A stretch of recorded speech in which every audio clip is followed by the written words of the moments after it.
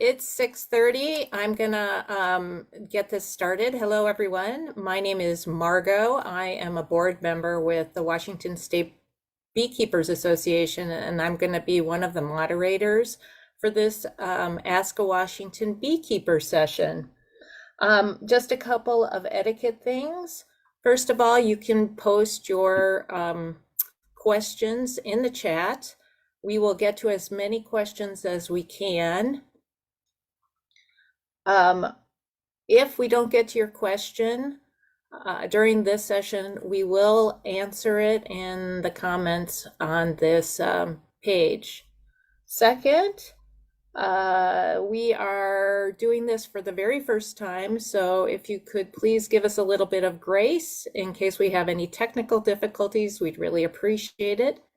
And finally, we are going to be doing this again in a month.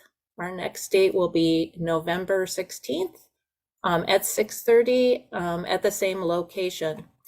So without any further ado, I'm going to turn this over to Alan Woods, who is the president of WASBA.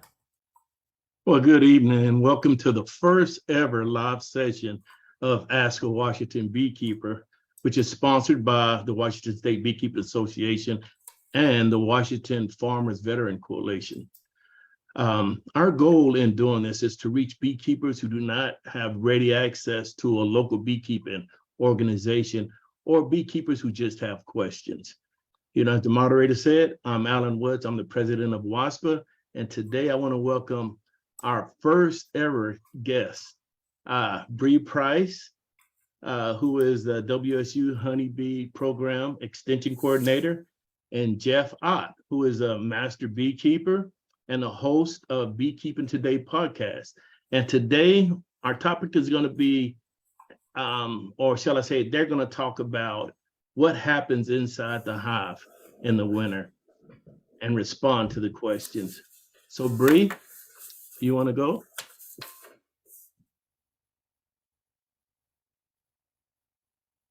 All right, I'm going to share my screen here.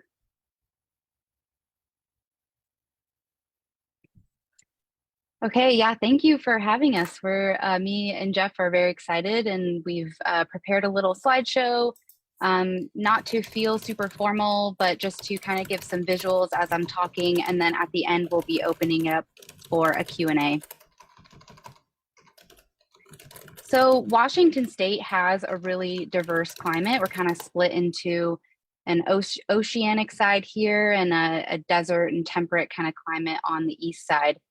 And beekeepers on each side of the state might have slightly different management needs based on the different climates there. So just keeping that in mind as we're going through. But in the east, generally, the summers are usually drier and warmer. The winters are usually colder, and there might be some stronger winter winds. In the west, the landscape tends to be cooler and wetter all year long. So hives might need to be placed in areas that won't flood. But overall, in this presentation, we're going to be talking about overwintering, and there's 4 basic things to look at and consider when making sure that your hives are set up to overwinter successfully, regardless of what region you're in. So in preparation for winter, a lot of your fall management is crucial. Hives should be regularly monitored and treated for mites.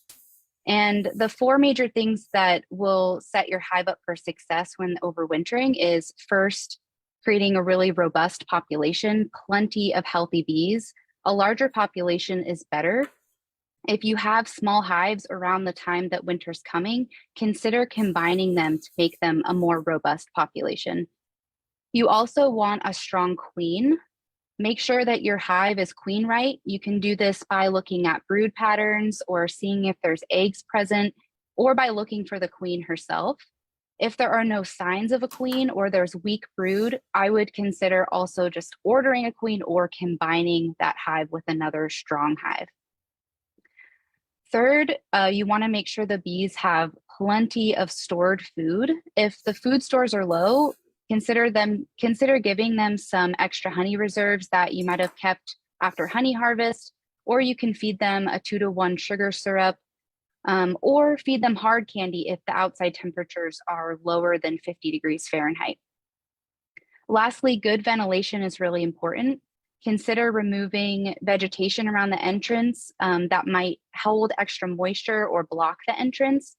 And if you live in an area that gets large levels of snowfall, you might want to make an upper entrance for them in case that lower entrance gets blocked with snowfall.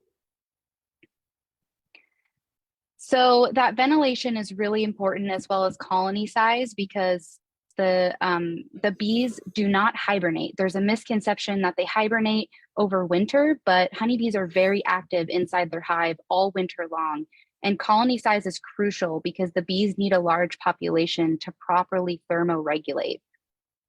When the outside temperatures fall below around 55 Fahrenheit, they start to form a winter cluster, and they stay in that cluster and vibrate their wing muscles to keep warm for weeks or months until it becomes warmer outside. When it hits about above 55 Fahrenheit consistently, the winter bees then take a cleansing flight to eliminate the waste that they've kept inside the hive, and then start to fly again. The cluster dissipates, and then a new season begins. So I just said winter bees, and when I was learning about honeybees, this is something that was really interesting to me. There are just two distinct forms of honeybees throughout the year: short-living summer bees and long-living winter bees. Short-living bees usually only live about a month and a half at most. And adult bees, if not foraging and helping rear large amounts of brood like they do in the spring and summer, very little protein is needed in their diet. And even though physically the bees look the same, winter bees are confined to their hive all winter long and store enough protein and lipids in their fat bodies to survive and live about 4 to 8 months. So this is just a nice visual from a paper from 2019. They looked at this on a molecular level of proteins, lipids, and fats, vitellogenin needed for egg production, and the antibacterial activity in the bee hemolymph or blood. And this just shows here that in general, the long-living bees have a larger level or amount of those proteins, vitellogenin, and the antibacterial activity. It's pretty neat to me. So I mentioned that bees thermoregulate earlier. So this is kind of a nice figure of what's going on in the hive. Bees cluster in a really tight circle to retain that heat by constantly vibrating their wings. And they can keep the colony at a constant temperature. Of course, the temperature maintenance depends on the colony strength and the brood population. And the queen is usually found and kept nice and toasty in the center of the cluster. So this graphic kind of better illustrates in real life the way they thermoregulate. They often have a division of labor.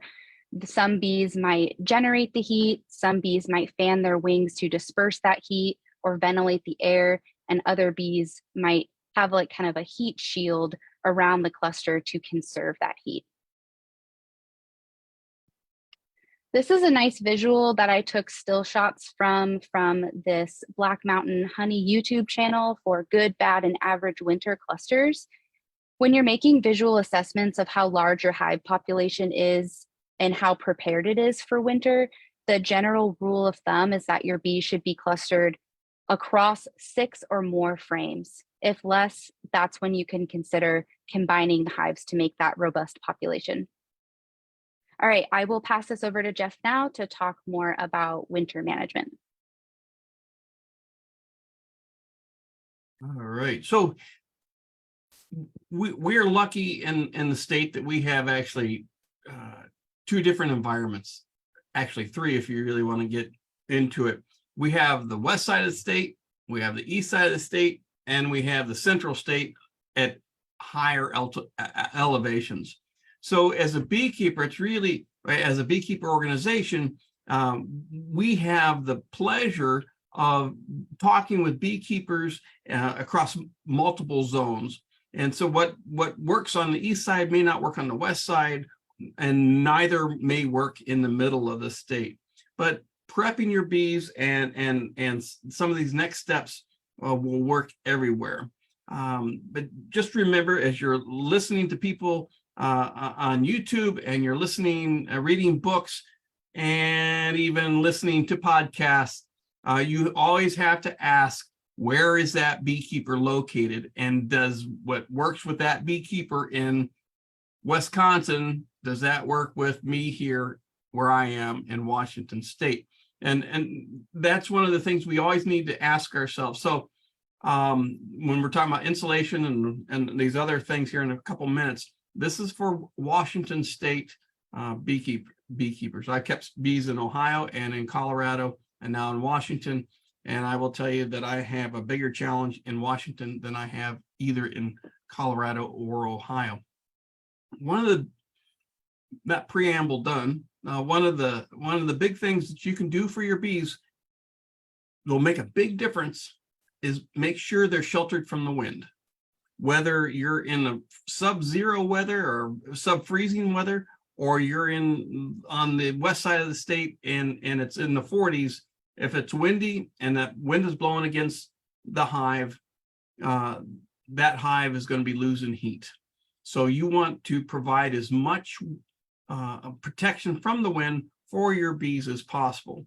So some of this you can do when you're setting up your bee yard and placement of your hive. But if you've already set up your bee yard and you're looking at your winter and you're saying, oh my gosh, all the leaves are gone, I don't have a windbreak anymore, there are some things you can do, such as temporary fencing, as you can see in the center picture on the bottom, or picket fence, like a snow fence is good.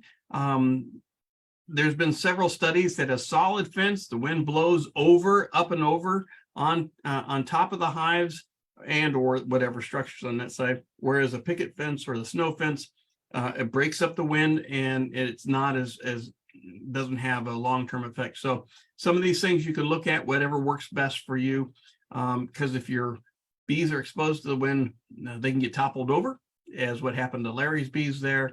You really don't want to see that in January, or so that, again, you want to make sure that your bees are protected from the wind.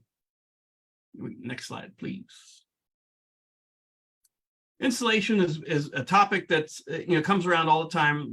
When I got started with bees a long time ago, the discussion was always wrap them in tar paper, and you can find old copies of Bee Culture or ABJ or any of the old books, and you can see where they're using tar paper and straw and insulating. Insulation is good. What recent studies have shown, and a beekeeper up in the upper parts of Canada, up near Calgary, is Etienne Tardif, and he's done a lot of studies on winter bees because he has nothing else to do in the winter up in the cold, dark nights up there. And they'll show you that he'll show graphs where the bees lose most of their heat in through the roof of the colony and little on the side. And so their point has always been, make sure you insulate the top, your standard top for a hive, your telescoping cover, and especially if you have migratory cover, are not really going to be offer that much protection or insulation for your bees during the winter or fall or summer even. The sign of the colonies, they'll argue, is there's less heat loss. It's just like a house, more insulation's in the top than in the sides, your refrigerator. All of that is, everything's on top. The thing that I will add to that is, I believe my position on the west side of the state is you want insulation on the sides as well, or at least rain protection, because wet wood offers even less protection than dry wood. So you almost have zero insulation value if the wood is wet or if it gets soaked, which it will do through the metabolism of the bees on the inside, unless it's heavily propolised. But I recommend that you insulate the top either with a quilt box on top or an insulated telescoping cover. There's multiple different ways you can do this. And then also wrapping the outside with some sort of insulating product. You can pick it up using anything you can get from one of the big box stores. It's a duct wrap type insulated bubble wrap, or you can buy things from the stores that are hive cozies that fit in around your hive. I really think that's a valuable product that's now available these days that'll help your bees tremendously. So yes, you should insulate. It's my position, you should insulate. Make sure you don't cover up all the entrances or exits, and or the insulation doesn't drop and cover up the entrance of the hive. That's always a sad morning when you see that happen. And okay, we can go next slide. Great. So just Bri, do you want to do the summary or do the wrap up there, and we can take questions. Sure. Yeah, so just to reiterate, the fall management and preparation is really what sets up a hive for success to overwinter properly, because that colony size and queen health really influences the predictability of them to have an easy time thermoregulating over winter. Apiary location, making sure that you're relatively close to your apiary. So if something crazy happens, like really strong winds, you're able to remedy it. Making sure your bees are comfortable with the things that Jeff was suggesting. Considering windbreaks, that insulation, moisture boards, and making sure they have some extra entrances for ventilation in case the other entrances get blocked. That's key to allowing that ventilation to continue so they don't smother. Yeah, I think that's a good place to stop. And we have a cute little beekeeper questions slide to begin our Q&A. I'll stop sharing my screen though, so we can all see each other.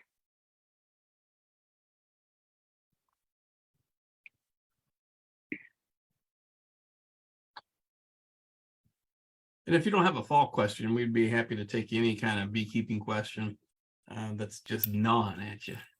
We have a question from Facebook. Jeff Ott asks, when do you recommend installing and then removing insulation? For the top, I would go ahead and put insulation, start insulating. Well, it depends also, where are you in the state? But I would go ahead and insulate the top right now. There's no harm in doing that, even if it's hot. The bees do self-regulate. If you want to go back and think about Tom Seeley's a great purveyor of this, is if you inside a tree cavity, there's all sorts of insulation on top of that colony. So they're used to being, bees know genetically how to maintain thermoregulate inside a solid colony or solid cavity. So I would go ahead and insulate the top definitely now. And if you are done with all your fall management, if you've inspected your bees are set in the brood boxes below, and perhaps you might have a feeder on top, or as long as you don't need to open them up underneath, if you want to wrap them, I'd go ahead and wrap them. Now's not too soon. Long answer to your short question, but there you go.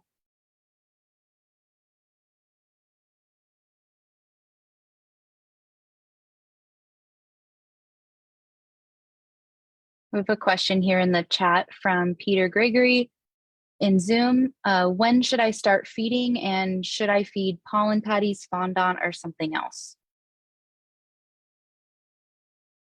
It's my understanding that, and correct me if I'm wrong, Jeff, but sugar is better than pollen right now in this time of year. And so if you're feeding thicker sugar syrup or hard candy, that will depend on what the weather is like in your area. Hard candy is better for really cold weather, and I think that 2-to-1 syrup is okay for right now. Yeah, that's right, Bri. I would say that pollen, you don't want to start the pollen will when Bri was talking about summer bees and versus winter bees, they've found that the pollen will stimulate the raising of brood and therefore decrease the number of winter bees.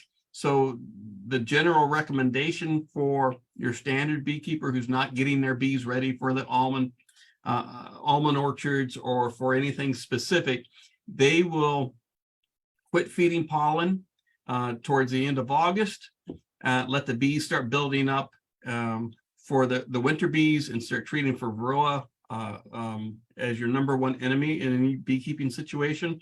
And then feed the sugar. The thing about liquid sugar syrups right now is you do want a high concentration. The books will tell you 2 to 1. You would not go bad going 3 to 1. Whatever you can do to make that as thick and syrupy as possible. And then I would stop once the temperature stays below 50 or so, just because the bees can't process the moisture that's in that liquid and dry it out, and you'll end up with mold problems, or it'll freeze. And again, the part of this depends what part of the state you're in. In Colorado, I could get away, which is much like the eastern side of this state. I could get away feeding liquid feeds a little bit later into the fall. But around here on the west side, it's so wet. Boy, I'd like to stop feeding any kind of liquid feed in the fall, and I intend to feed more on fondants and candy boards. Alan, you do a lot of feeding. Do you have any comments or thoughts on the feeding in the fall? Anybody, actually? No, I agree with you, Jeff. We got to be careful. You know, feeding this time of the year, you can create a lot of moisture problems in the hive. If I was to feed on a warm day or something like that, if you just had a really weak hive, I'd probably do, you know, open feeding. A lot of people don't like to do open feeding. But yeah, it's getting to that point in time where the weather is changing. Well, you're going to have to take that liquid feed out, and then fondant. Fondant is the way to go. You don't want to do, like Bri said, you don't want to use pollen now, or Bri and Jeff, because all you're going to do is be creating a problem, especially if your bees can't get out and expel the waste from that pollen. So you're really creating problems. So yeah, you definitely want to start staying away from the pollen, and you can start leaning more toward the fondant and liquid feed until I think it's daytime temperatures below 50 degrees. So Yeah, it's not the evening, it's the daytime temperatures. daytime. Yeah, thank you for qualifying that. Definitely. Yeah, yeah, that's a good point about the pollen too. I didn't mention that, is that the bees, as you should know, bees do not poop. It all comes down to poop. Bees do not poop inside the hive, or a healthy colony will not poop in the hive. So you'll see them come out on any sunny, warm day. If this is your first going into your first winter, they'll come out in the first warm day, and you'll see the bees come out, and look a lot longer than normal. Well, maybe not that long, but you know, they look bigger, and then they come back in smaller and happier. So they have to leave the colony to poop and get back in. The problem with pollen is that that stays in the crop, that goes through the gut. They have to express that. They have to get rid of that. So it's a solid, the byproduct is solid. They need to get out. So you just create problems for them in the fall and winter by feeding fall pollen, or pollen patties in the fall.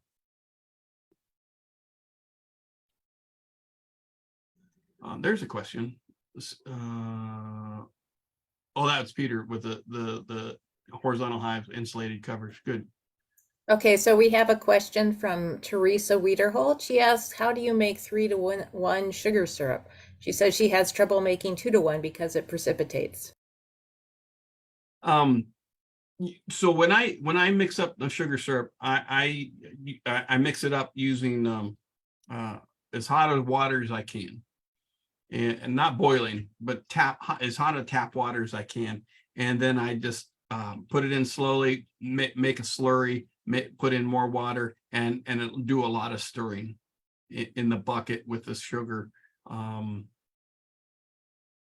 Yeah, it's not easy, but the warmer the water, the better. And also, if you wanna go through the expensive, unless you have thousands of hives, I like to use baker's sugar, not to be confused with confectioner sugar, but baker sugar is cane sugar that's ground real fine, and bakers use it for frostings or something. I'm not a baker, I really don't know, but I think it's for frostings, and so it dissolves a lot quicker than your regular like cane, your table sugar. So that's another little trick you can do too, but it's not sold in the big 20-pound bags.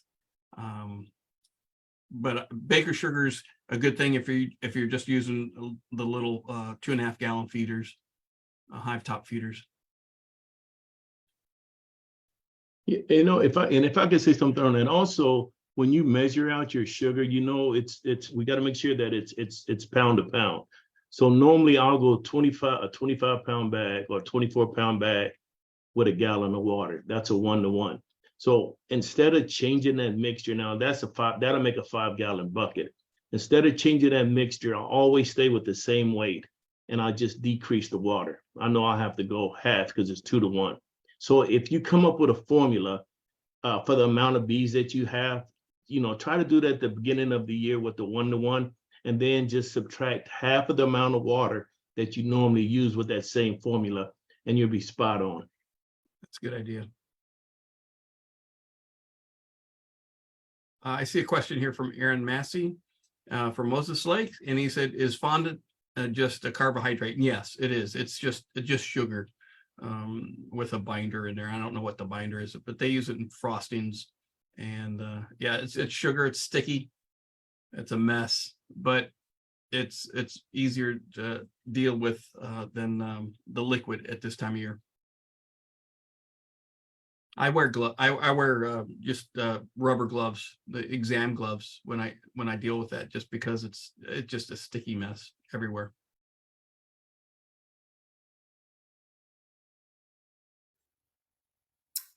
Do we have any other questions from the participants?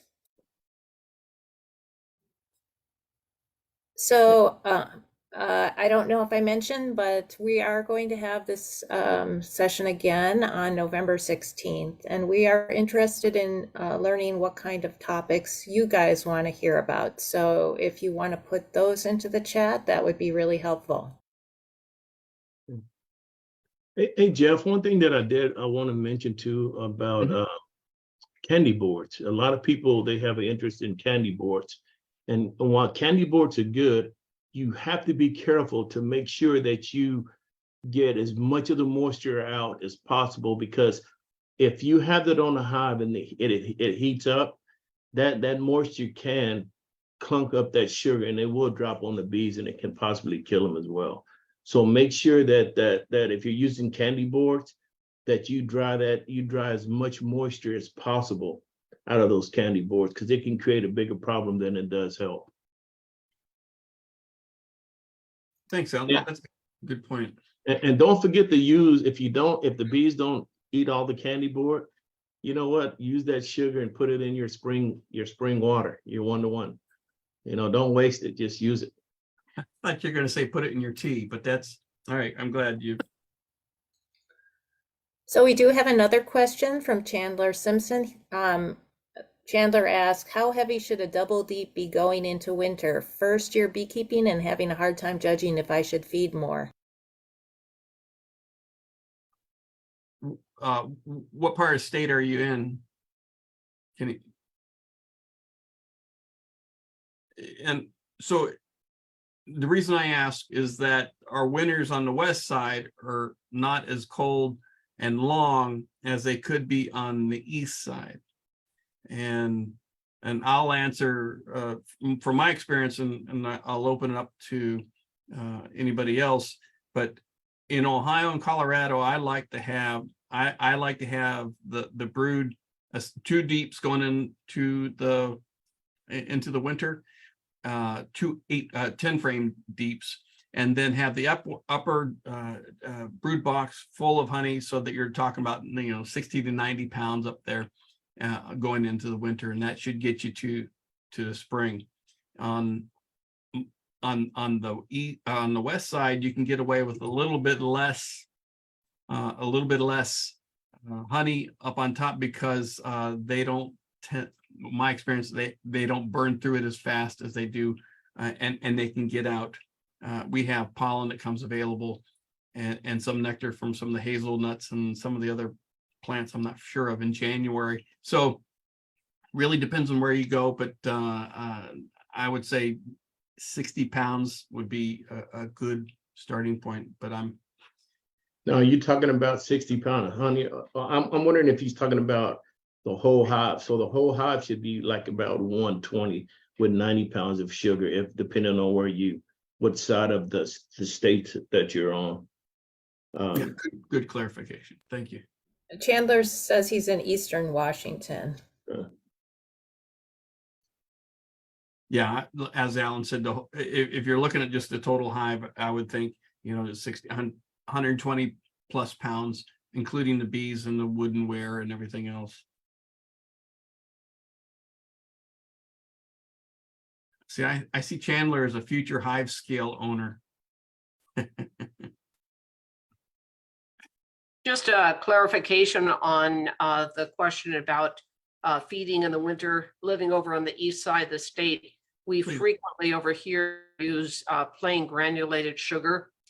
And with that on the top, it also is a moisture collector and it cakes just like your fondant or your hard candies.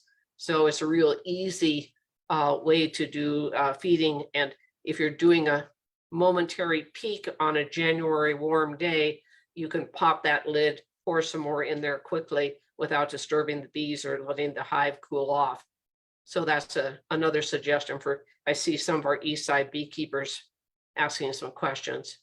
Now, Ellen, do you put that on the inner cover? Usually what we have a shim on the top that we use for moisture control. So it absorbs the moisture as well as gives a barrier for additional feed. We put a sheet of newspaper or paper towel over the top of the frames on the top box and the sugar directly on top of that. And then the bees, by the time the moisture gets up there and it cakes, the bees can eat through that and it does not fall down onto them. Yeah, just make sure that that paper that you put on has space around it so that it doesn't impede ventilation and airflow. The other thing that's an issue is when we hit minus temperatures for extended periods of time, the cluster can't break up or move. So you can lose hives because lack of food, because the cluster couldn't move to the break up and move to the food. And that can happen because if you try to insulate the whole hive,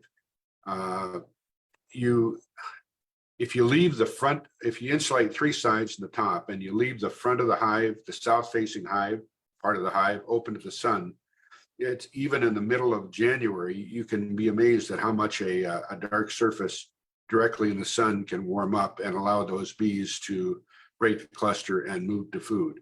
On the west side, I'm sure that isn't a problem, but over here, the extended periods of cold can definitely cause a problem with food because they can't break the cluster and move. Good point. That's good.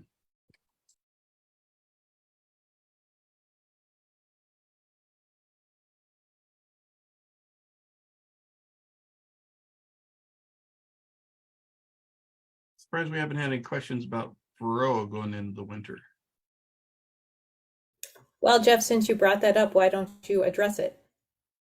I don't know. I was hoping someone else would answer it for me. I'm kind of the Varroa. Well, so Bri and I talked about this preparing the slides, and since the topic was going the winter and bees, and we took it from this point, October, whatever we are, 20th, to going forward till next month. By this point, you should be done with your Varroa treatments for the most part. You might, if you're a beekeeper that does oxalic acid treatments, you might have one of those left, depending on your mite counts. maybe later this month or later in November. But for the most part, any year mite treatments from especially this month and any other month is not going to save your bees. If your bees are going to die by Varroa, they're probably already dead now and or soon will be. The Varroa are a nasty, nasty problem and are not to be taken lightly if you want to maintain your bees and keep them from season to season.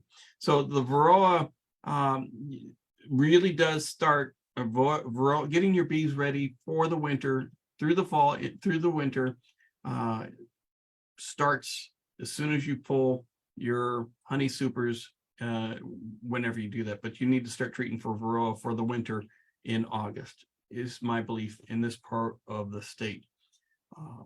So I hate to, I don't want to be the David Downer here, but to be in the, if you haven't treated for bees now, you're treated for Varroa at this point, it's going to be really hard on your bees to make it through to the spring in many cases, not 100%, but in many cases. Well, and that holds true for the east side of the state too, Jeff. That one we share the commonality. Curses. Yeah, Varroa are really nasty.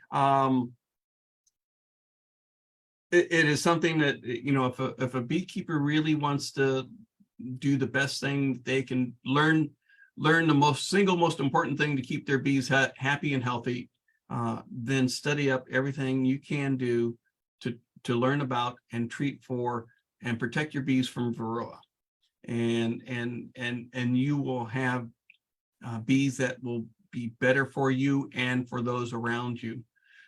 You'll have bees like we had back in the 70s and 80s. The Varroa are just a game changer, really are. Yeah, so the Varroa is a bad thing, and hopefully you're treating for them now. So Tony Decker asks, as a first-year beekeeper, what's the best way to treat 2 to 5 hives? Treat 2 to 5 hives for Varroa. I assume so.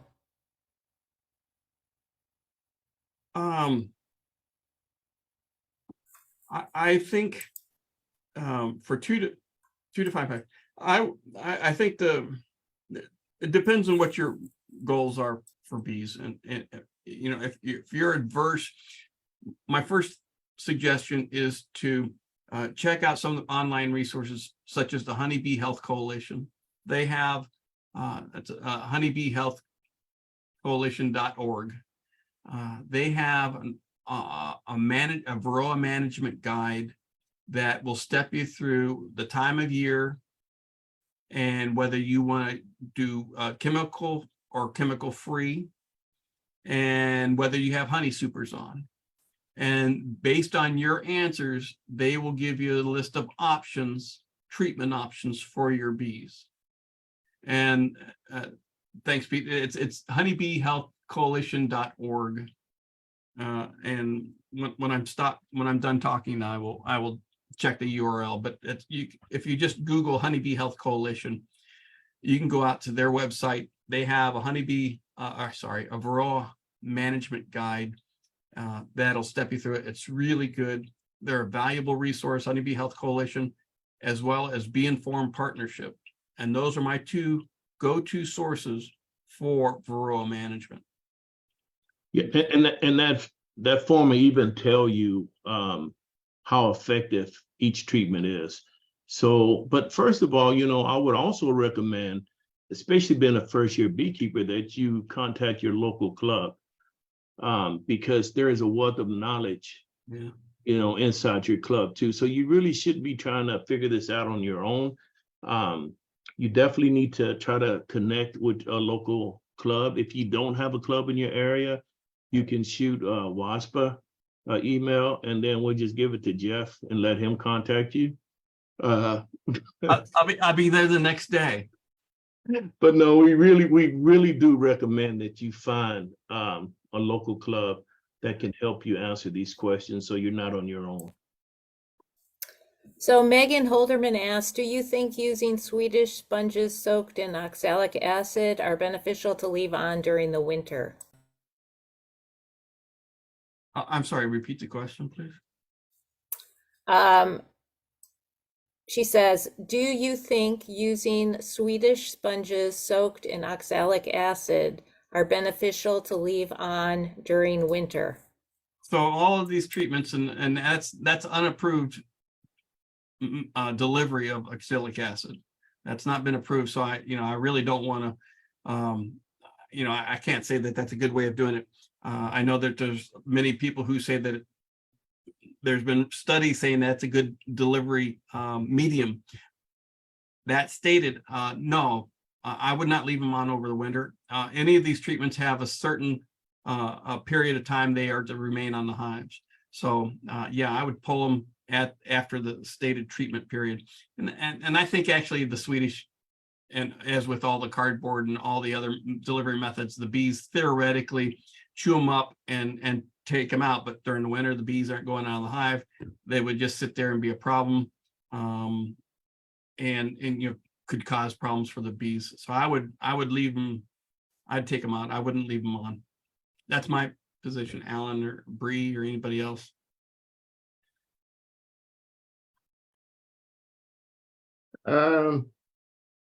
Again, like you said, Jeff, the bees are, if the bees want them out, they're going to come out. Again, I will tell you why the Swedish towels, and I do use them, they do offer work. You'll always hear me tell you, even though you're using them, you have to do your check. You have to take your count. If your count is going up, then you may need to use something else. But so like Jeff said, this hadn't been approved yet, and they really haven't got it down. But some people have used it. We've used it with great success. But you can best believe we check our numbers to make sure that something didn't slip by, something got messed up. Yeah. So yeah. I would just Alan, sorry. I would just reiterate with that, though, with Alan's suggestion, of course, that is before the winter cluster period at all, because doing mite counts will greatly disturb that. So just clarifying. Yeah, exactly. Thank you, Bri. Well, yeah, this is prior to, as you going through before you get to that period when they're clustering. Yeah, you're exactly right. Thank you, Bri. Yeah, you know what? Please don't break the winter cluster pulling your bee samples off the winter cluster. It's just counterproductive. Speaking of bee counts or mite counts, Alan, how do you suggest, or Bri, how do you suggest doing mite counts? What do you mean? Are we looking at bottom boards? Are we going through and counting mites on the back of, or the underbellies of bees? What is a mite count? This might be a great subject for another month, but just very briefly, there's a few different methods that people can do. They can coat their bees with powdered sugar in a cup and kind of shake them around, and the powdered sugar disrupts the sticky feet that the Varroa mites have to be able to stick onto the bees' bodies and will dislodge them. And then you can shake them on out to on a white piece of paper and then kind of see, okay, I have this many mites. Usually around a half cup of bees is 300 or less. And so you can get an idea of like a threshold of how many mites per bee are in your hive. You can also do an alcohol wash. That's something that will kill your bees, but it's a worthy sacrifice. I personally think that alcohol washes are the method that I would like to use. I think it's more accurate. You can also do sticky boards or bottom boards, like you were saying. Sticky boards or bottom boards are just, in general, when mites fall off the bees, they get stuck to this kind of adhesive that's underneath the frame bodies. So those are the three main ones. And yeah, it would be really great to talk maybe about that sometime with visuals and maybe like some demonstration videos for people that are unfamiliar with how to do it. That would be a good springtime, late winter, spring discussion. Yeah, and so we give workshops on that. And one of the I hear people say all the time, like Bri, she's an experienced beekeeper, so the alcohol wash will work great for her. But I have a lot of beekeepers who don't even want to do the sugar shake because they don't know what their queen look like. So I always tell them, just do the sugar shake, just gently roll it. The bees, the mites are going to be dislodged. So, you hear people say, well, don't do the sugar shake, do the alcohol. I really appreciate Bri saying, use the sugar, because there are some beekeepers who won't do it at all because they're so afraid that they're gonna kill their queen. So until you get good at finding your queen and you have someone to help you, I would recommend you do something rather than nothing. Yeah. I'm only laughing because I know a beekeeper who's killed a queen in alcohol wash. I'm not going to say who. I am not going to say who, but I do know a friend of mine. So all of these, in all seriousness, though, doing the mite counts is very important for treatment of your bees. You may not have to treat your bees. Your bees might actually be a good group of bees, good queen, and they are able to maintain and control the Varroa. And so, like any medication, if there's not a need, if there's no indication for treatment, you don't have to. And it's easier on the bees if you don't have to treat them. So you want to know when to start treating by doing your mite counts and when to stop, also by your mite counts. And there's a threshold that they've determined. It's 3 mites per 300 bees. And so that's when someone says, well, my mite count is 6. Well, that means they're twice the recommended number. So you'll hear that bounced around in discussions, but know your mite count, know how to count your bees or count your mites, and that's very single most important thing you can do for your bees. Whether you want long hive, 8 frame, 10 frame, top bar hive, hole in the wall, know your mite count, treat for Varroa, and you will be a better beekeeper. Hey, Jeff, 3 would be 9 mites. I think it's 3 mites per 100 bees, but Yeah. the Honeybee Health Coalition resource does have a chart of the threshold. So that is also a reason to go to that website.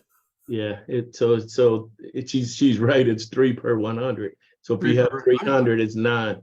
So I'm just saying, because some math is not my strong suit. So since we're going into winter and people may have some weak hives, maybe you could address how you combine hives. yeah, I just did one yesterday. So all I did was, I know the weaker hive. Me personally, some people say just leave both of the queens. I don't believe that, because I don't want them to fight and something happen. So I got rid of my weaker queen. And then on the top, I just put my strong hive on 2 sheets of newspaper, put a couple of slits in there. In a few days, they'll be integrated. And it's really simple. Yeah, the newspaper is a nice way to kind of have that introduction be slowed, because they'll chew their way through. They won't immediately start being like, oh, you're here to rob my honey, or, like you're invading my territory. So that newspaper is really important.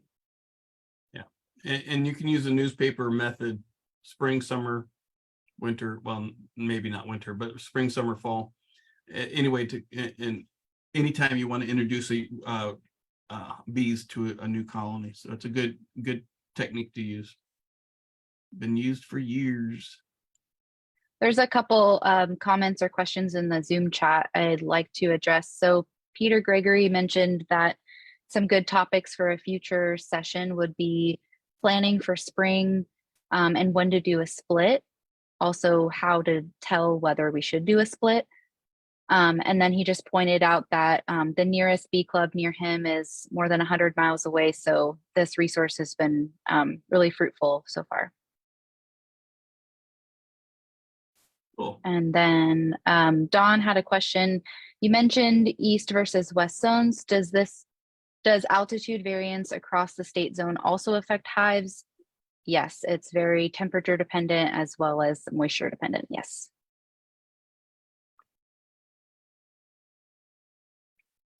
Hey, if Peter wants to come over to this side of the mountain in the spring, he can come help me split. We're gonna do about 160 this year.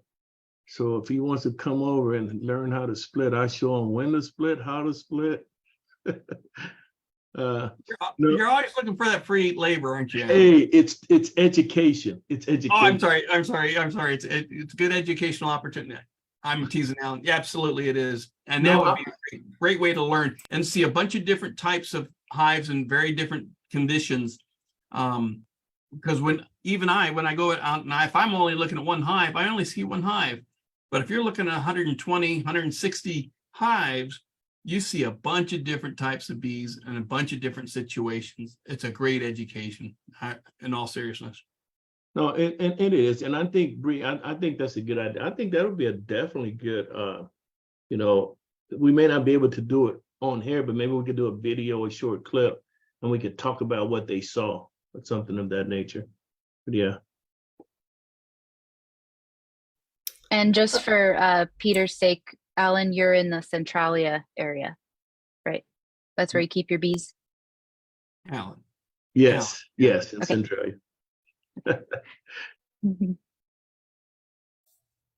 Well, we've been going for about an hour now, and it looks like the questions in Facebook have kind of dried up. So I think that it's probably a good time for us to finish up. I want to thank everyone for attending. Thank you very much, Bri and Jeff, for your presentation, and Alan and Ellen for chiming in, and Jack. Again, we're going to be doing this again next month, the third Thursday of the month at 6:30, and we will have come up with another topic. So look for advertisements about this on this Facebook page, Ask a Washington Beekeeper, and please tell your friends about our endeavor here. This will be available on this Facebook page as a video, so you can come back and rewatch it, or you can send your friends to watch it as well. So again, thank you very much for attending, and we hope to see you next month. Bye. Thanks. Bye. Bye-bye. Thanks, Bri.